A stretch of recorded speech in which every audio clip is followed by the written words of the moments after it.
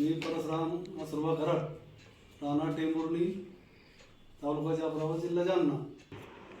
लहानपणापासून मी पाहत होतो तर पर्णकुटीत राहत होते.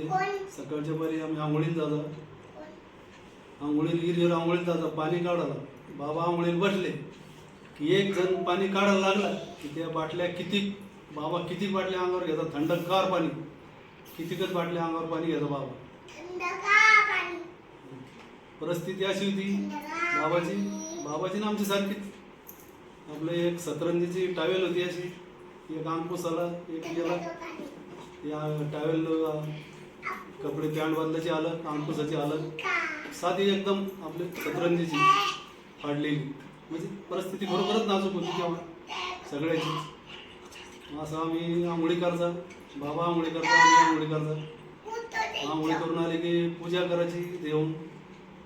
तर मग त्या आंघोळी करता आंघोळी झाल्यावर नंतर मग बाबा पोहणं शिकले.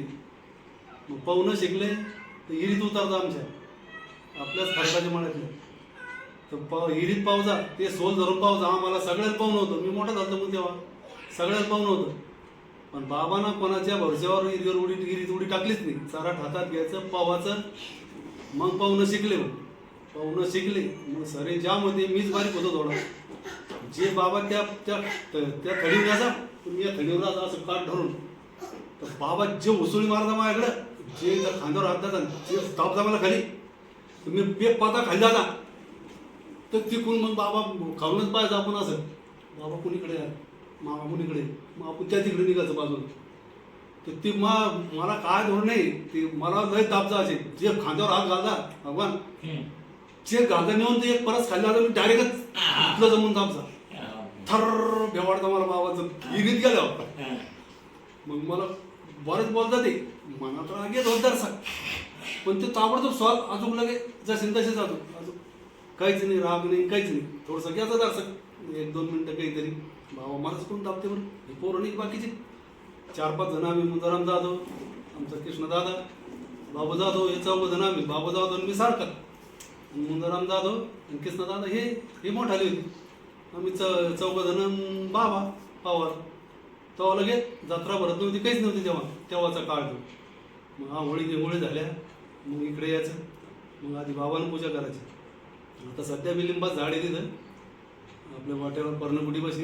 आणि एकूण रामकाठीत झाड होते. रामकाठीत झाडाचा आजूक आरसा होता माझ्याजवळ. आजूक त्या आरसा मी आजूक ठेवला होता बाबाचा वळकण. तेवढा आरसा घेतला मी फक्त. बाबा आता ते मला म्हणे ना ही शेती खालचं वावर बी दिलं मी, वरचं बी दिलं मला, म्हणजे खालचं चट काढून घे. नाही चट काढून घे म्हणलं तुला काढ. मग तो आरसा मग ते काय करतं, आरसा समजा ते पूजा झाली की मग बाबा टोकलीचा आधी बाबाचा नंबर, मग सगळ्याचा आमचा नंबर. बाबाच्या मधात जायचं लागणं होतं आमचं. त्याचं डोकं विचारणं झालं तर मग पूजाला बसचा. पूजा गिजा झाली की मग बाबा गावात जातो. पूजा पहिल्यानं समजा पर्णकुटीत अभ्यास रातचं करतात.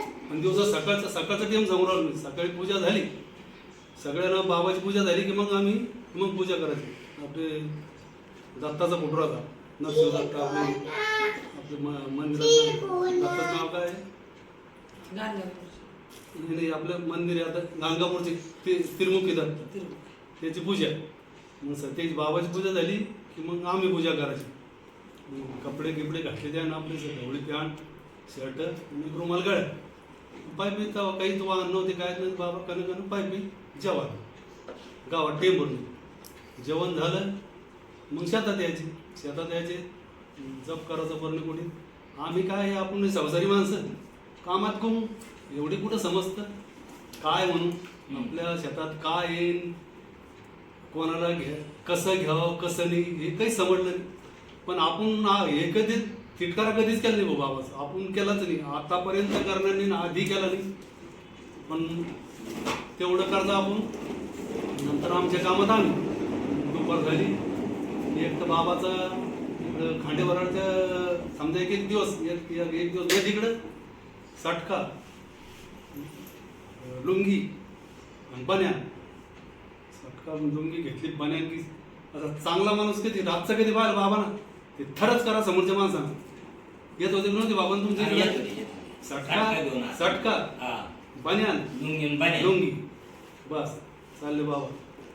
आणि सुरुवातीला नंतर ते पहिल्यांदा खडावाच घालता, मग ते खडावा बंद केला मग ते सिलपट ते पायाला हे पडली होती त्याच्यात एका पाड्यात मग सिलपट चप्पल घालता मामा कधी. सिलपट चप्पल घालायचे मग एक दिवस न तिकडं एक दिवस इकडं खांडे भराडायचे बाबा.